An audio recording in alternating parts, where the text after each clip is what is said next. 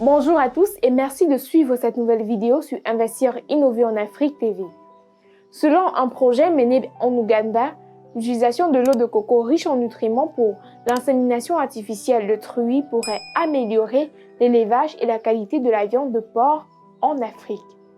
L'Ouganda a la plus forte demande en porc d'Afrique de l'Est avec 3,4 kg par an et par habitant et une population de 3,6 millions de porcs fournissant des moyens de subsistance à plus de 1,1 million de ménages, selon l'Institut international de recherche sur l'élevage.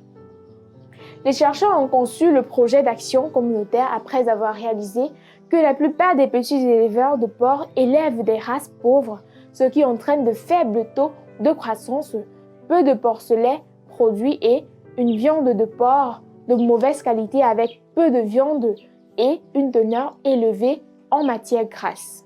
Selon le chercheur principal du projet, l'insémination artificielle facilite la collecte du sperme de véras de qualité supérieure pour améliorer les génotypes et par conséquent, une productivité plus élevée est atteinte. Les éleveurs prennent de l'eau de coco fraîche à partir de fruits âgés de 5 mois, connus pour être riches en nutriments tels que le sodium et le potassium. Cette eau est utilisée pour faciliter l'insertion et la distribution de la semence dans le canal reproducteur de la femelle. La forte concentration de sodium et de potassium dans les noix de coco vertes sont des facteurs qui contribuent à la mobilité et à la longévité des spermatozoïdes, selon le chercheur.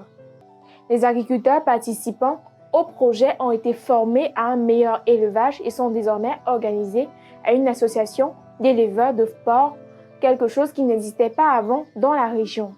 L'accouplement naturel à l'aide de porcs mâles comporte une myriade de risques, notamment la transmission de maladies et la consanguinité qui entraîne une progéniture de mauvaise qualité. Il expose les porcs au virus mortel de la peste porcine africaine en raison du déplacement des mâles d'un endroit à un autre. Dans de nombreux cas, un village entier peut utiliser un ou deux véras pour les accouplements, ce qui augmente le risque de transmission de maladies. Selon un autre chercheur, en plus de faciliter le processus d'insémination, l'eau de coco aide à augmenter le nombre de spermatozoïdes vivants et à prolonger leur durée de vie. En dehors du corps du mâle, les spermatozoïdes vivent environ 4 heures après quoi ils commenceront à mourir en raison de la famine et des changements de température.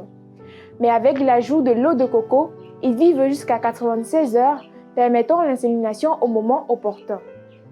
L'eau de coco permet également une certaine multiplication car une moyenne de 200 ml de sperme récolté sur un véra peut être divisée par 10, ce qui signifie qu'une seule éjaculation peut inséminer 10 truies contre une seule dans un accouplement naturel.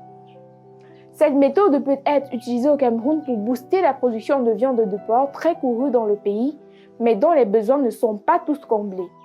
Selon les professionnels de la filière porcine, le Cameroun produit environ 30 000 tonnes de viande de porc par an, alors que la demande qui va croissante chaque année n'est pas comblée. Le pays dispose de l'atout de la noix de coco disponible sur toute l'étendue du territoire. Ainsi, des plus petits aux plus grands éleveurs, le rendement peut être doublé, voire plus, avec une qualité meilleure que celle disponible actuellement.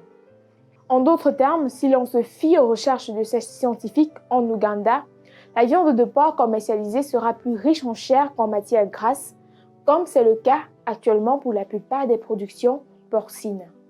Selon les chercheurs, une extraction du sperme d'un véra conservé dans de l'eau de coco peut donner à réaliser jusqu'à 10 inséminations artificielles, ce qui veut dire que la reproduction se fera plus vite et sur plusieurs truies en même temps.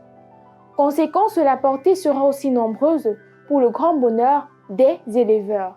Mais encore faut-il que les éleveurs soient formés à l'insémination artificielle, à l'extraction du sperme et à sa conservation.